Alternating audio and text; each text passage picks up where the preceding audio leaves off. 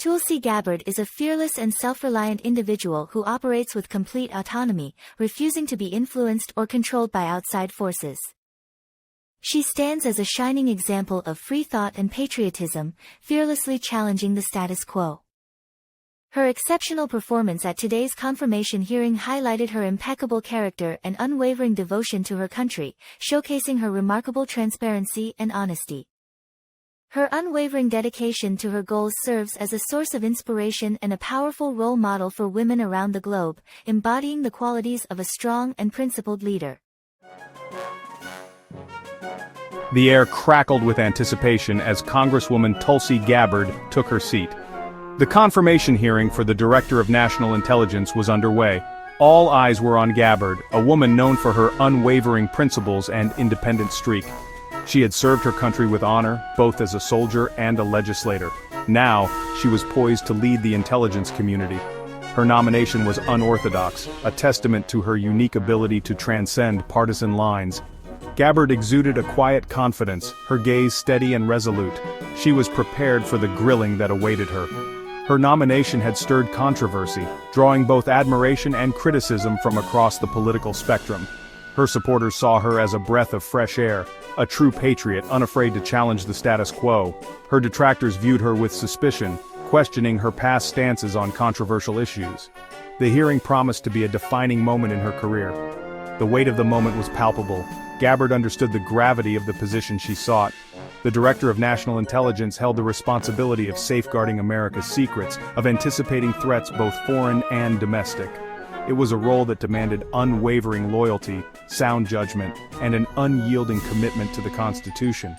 Gabbard, with her proven track record of service and integrity, seemed tailor-made for the job. Yet the road ahead was fraught with challenges, as she would soon discover. The questions came in rapid succession, probing every aspect of her background, her beliefs, and her qualifications. Gabbard met each inquiry with directness and honesty. She spoke with a clarity that cut through the political posturing, her words resonating with a sincerity that was impossible to ignore. She was not afraid to admit past mistakes, nor was she shy about defending her convictions. Her performance was captivating, a testament to her intellectual rigor and unwavering patriotism. One issue loomed large over the proceedings: Edward Snowden.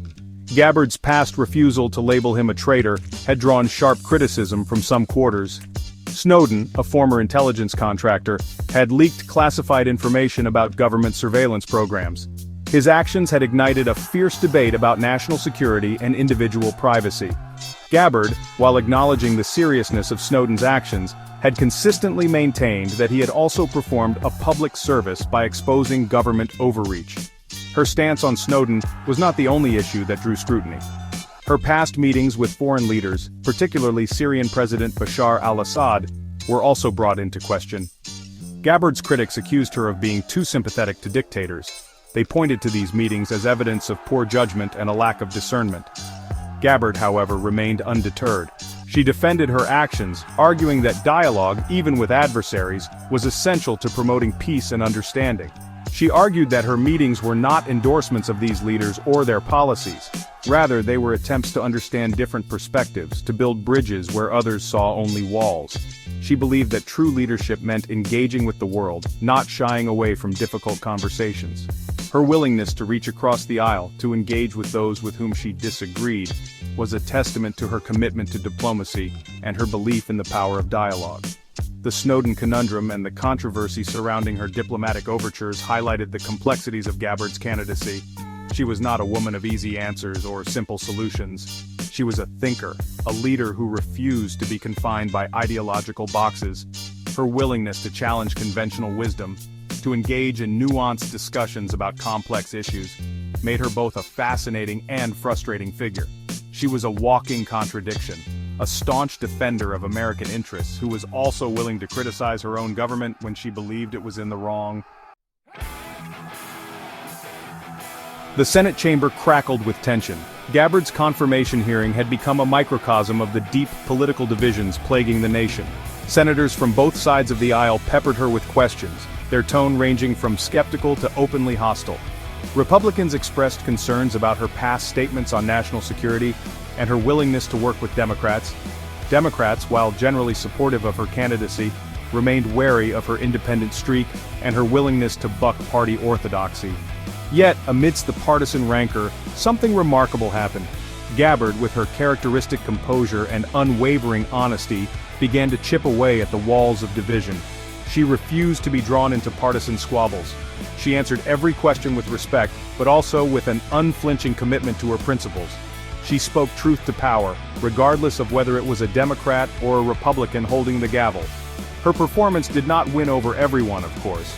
There were those who remained unconvinced, their minds made up long before she uttered a word.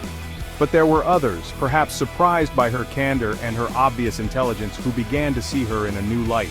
They saw a woman of substance, a leader who was not afraid to stand up for what she believed in, even when it was unpopular.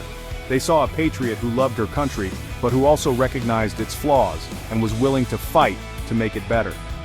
Even her most vocal critics had to acknowledge her unwavering patriotism and her deep commitment to the Constitution. She was a walking embodiment of the American ideal, a testament to the enduring power of democracy. Her confirmation hearing, while undeniably contentious, had also been a testament to the power of dialogue and the importance of engaging with different viewpoints.